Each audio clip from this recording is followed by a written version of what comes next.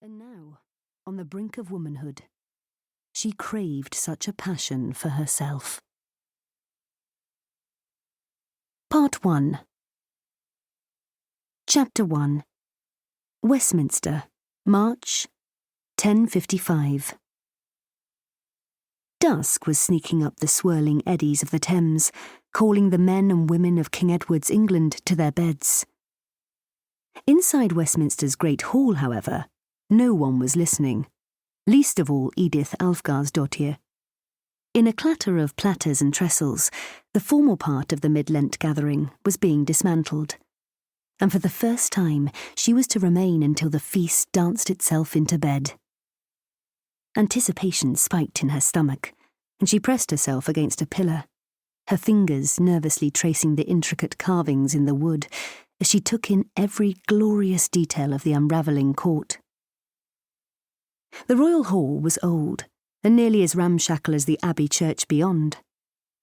But tonight, the fading rays of the spring sun were pouring into the vast space, making it shine.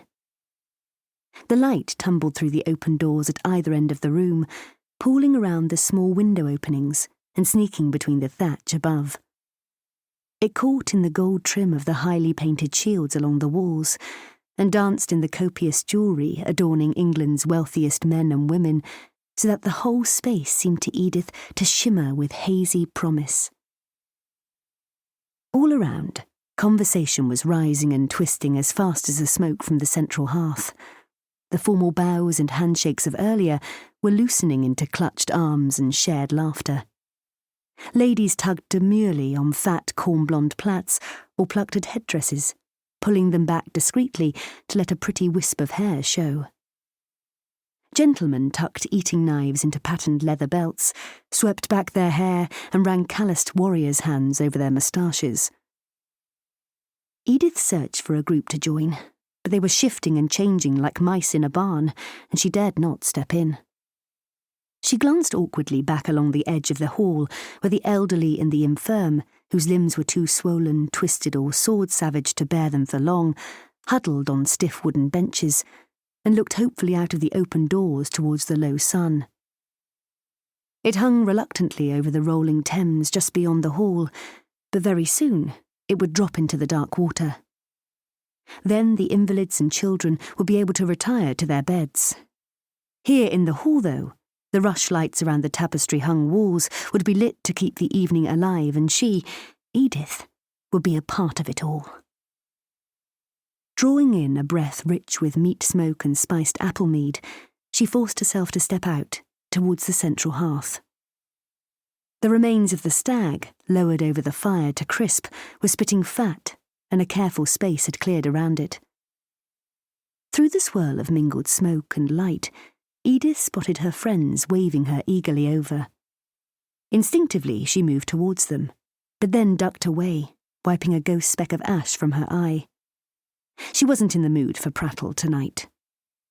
She'd longed for so many years to be part of the late-night life of the court, but now she was here, she felt edgy and unsettled, slightly apart from the easy gossip. Maybe she'd caught her father's mood. With the great council on the morrow, he'd been as nervy as an unhooded hawk all day. Or maybe this restlessness was all her own. "Would you like to dance?" Edyth jumped and stared at the man bowing low before her, the jewel-studded hem of his fine blue tunic sparking in the jumbled light. He straightened, holding out his hand imperiously, and the flash from his amber eyes sent the shining royal hall into tumbling shadows. "With you," Edyth stuttered. He took a mock look around the carousing crowd before returning his gaze to her. "I'm not in the habit of asking beautiful women to dance with other men." Edyth flushed and glanced guiltily around.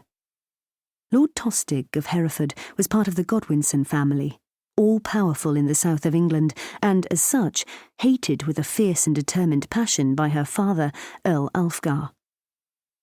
Being seen consorting with any of them would be tantamount to treason in his eyes. She faltered. "Do you not wish to dance?" Tor pulled his hand back a little, and instinctively Edyth reached up to take it. "You do?"